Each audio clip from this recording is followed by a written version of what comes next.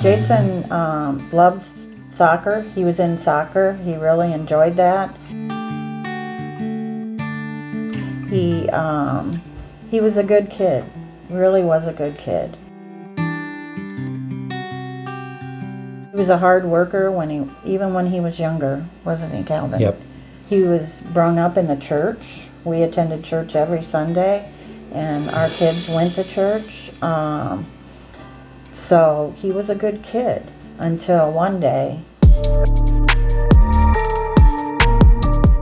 we got a call from Marshall County Jail, and they said, "Your son is here." And I said, "No, he isn't.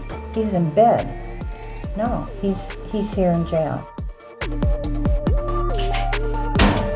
And that's when it basically started, I believe. Mm-hmm. He got in with the wrong group of kids, and he was doing marijuana, and then he moved to meth, and then he moved to cocaine. He was lost for a while. In fact, we didn't even know where he was for, I think, was that 5 years, Calvin? 4 years. 4 years. He was living with some girl, or we suppose. He didn't have anything to do with his 5 wonderful kids, and we were able to take his kids in 11 years ago and raise them for him. But we feel God had him stay here for a year to get close to his kids.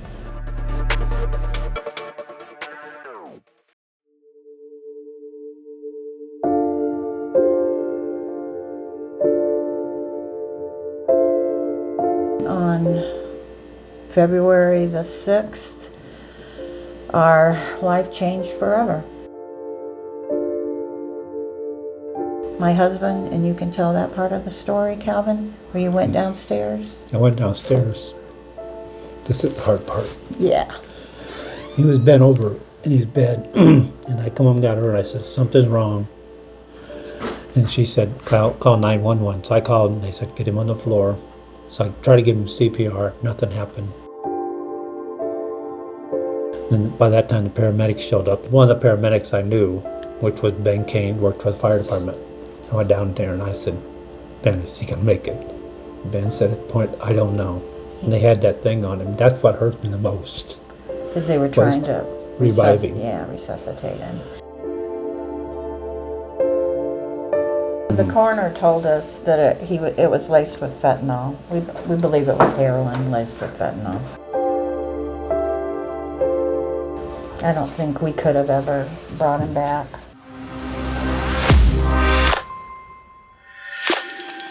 We looked at his phone and we saw where he had gotten the drugs from this friend of his.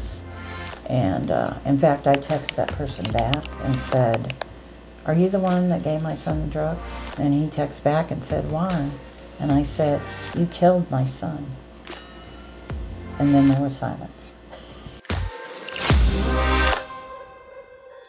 People need to understand that they're doing drugs, however, it's laced with fentanyl. And Jason never knew that. He never knew it because, first off, he hadn't been doing drugs for a year.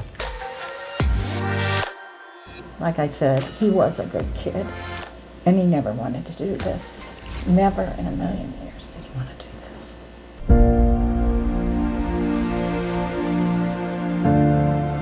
I would like to write to some people or talk to some people. I feel like something needs to be done about fentanyl, and I would like to write to some people or call some people or do whatever it takes to, in some small way, to prevent this from happening to another family.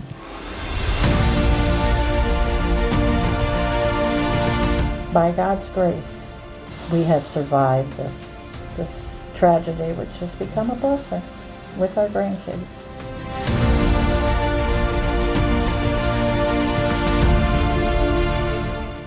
We don't blame Jason for anything. He was an addict. We're just grateful that through our beliefs in Jesus Christ, we have we're able to put our faith in him. And we don't know why this happened, but we know who knows why it happened, and we know where Jason is.